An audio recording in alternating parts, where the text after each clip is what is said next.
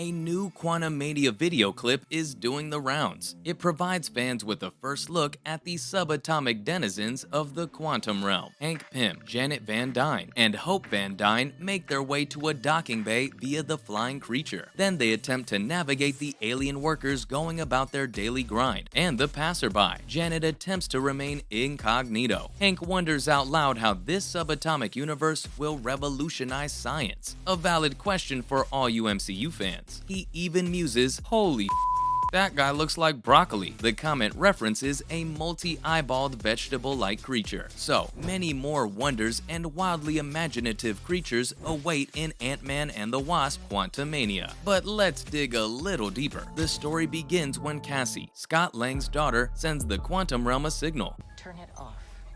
Now!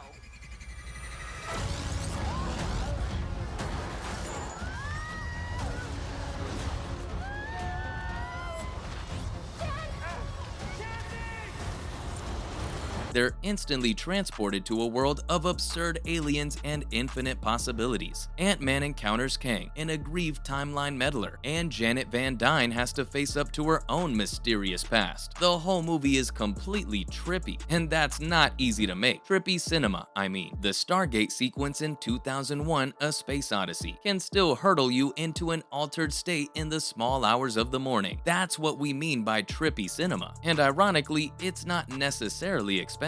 So it's rather weird that Marvel, with all the fantastic resources at their disposal, would miss the mark with this one. And yet, they've ended up with something that feels shackled, even though it looks surreal. The third installment of Ant-Man takes the world's tiniest hero to the biggest places imaginable. Yeah, it was really exciting to do. I think we were all pretty thrilled that we got to do another one. So, and then to add these guys, it was really special. Scott Lang, who jumps space and time, is living his best life. Cassie, his daughter, completely challenges his chill. She fights for causes she believes in. Any parent's worst nightmare. She's young and idealistic. Meanwhile, Janet Van Dyne has been rescued from decades of isolation in the quantum realm. She harbors deep secrets about lots and lots of stuff that went down there. I would define it as a collision between the Ant-Man and the Wasp franchises we've come to know and love it, and the greater Marvel franchise, as you know, people have come to expect this grand epic scale from that franchise. But before anybody can really find their balance, the quantum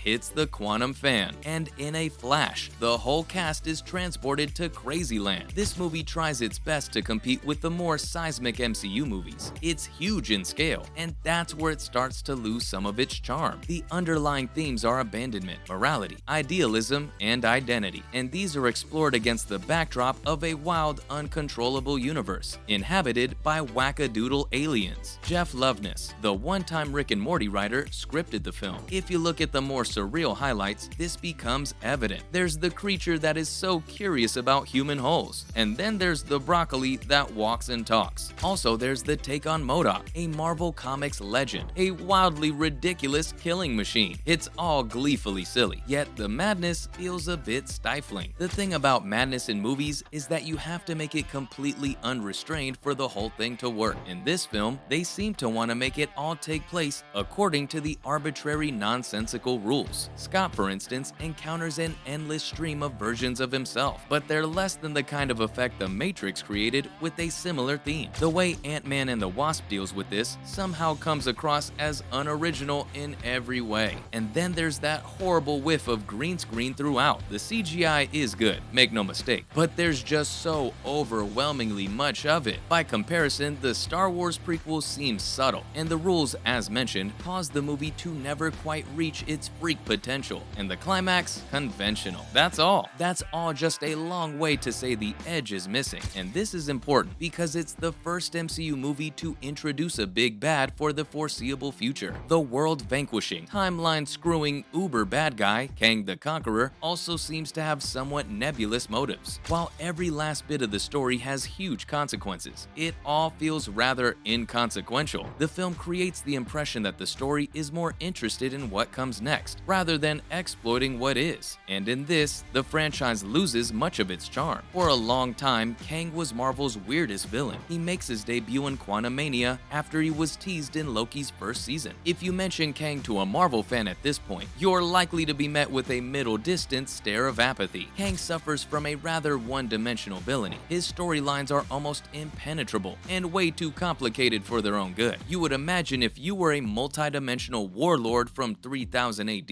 that your life would be interesting at the very least. But Kang is not, and this is an unconscionable crime. He is the silliest villain in the whole Marvel universe. So, who is Kang really? Firstly, he wears a shiny power suit. He has 2 scars on his face that run from his eyebrow to his hairline, and then from his cheek to his jaw. He was born in the 31st century as Nathaniel Richards. In his time, there was no conflict or struggle. In short, his life was duller than vanilla ice cream on a white plate. Back then, as an antidote to his boredom, he resolved to emulate the lives of history's greatest warlords. Men like Genghis Khan and Alexander are his heroes. To counterbalance the dullness of his origins, he catapults through time, conquering everybody and everything in his path. And for interest's sake, he is a distant descendant of the Fantastic Four's Reed Richards. The simple and original premise of Kurt Busiek, who wrote the comics, was to unlock the things that could make Kang interesting in the first place. Busiek wrote more than one Kang storyline when he worked on the Avengers titles. He's got skin in the game with Kang. He recently told Polygon that Kang works best when story runners don't treat him as some kind of generic time-traveling villain. That misses the point of the character. If Kang wanted to be easy, he would have stayed at home, according to Busiek. And Busiek knows about Kang. He's written some of the best Kang stories throughout the character's history. Kang is ridiculous. He's chaotic, and he's way over the top. He is flamboyantly evil, and he's the first to admit it. Tie those aspects of the character together, and you have success. For Pete's sake, he doesn't even possess superpowers. That's how Marvel should keep him if they want him to work. When Kang's stories fail, it is for only one reason. Today's comic writers work in the shadow of Watchmen and Dark Knight, and they have the conviction that comics are not only for kids. These writers can't wrap their skulls around the notion that stories become beautiful precisely because of their unapologetic stupidity. These writers feel the one thing that Kang never does: embarrassed by Kang. All of the writers, screen and comic book, would be well served to remember Busiek's pearls of wisdom when it comes to the development of Kang. In his own words, he's not Dr. Doom, he's not the Red Skull, he's not Magneto. He's Alexander the Great in purple pinstriped hip boots at the head of a sci-fi army, and every battle is do or die, because otherwise you ain't really alive. These are the new aliens, and a new villain in Ant-Man and the Wasp: Quantumania. But the jury is still out on how well they will work. Granted, we don't know much yet. It was only released on the 17th of February. While reserved, some fans have given the film a raving review, but others are struggling, and they seem to be the more die-hard MCU nuts. Whether this movie has what it takes to successfully launch MCU Phase 5 will remain to be seen. And with that, that's all for today, folks. Thanks for watching, and we'll see you next time.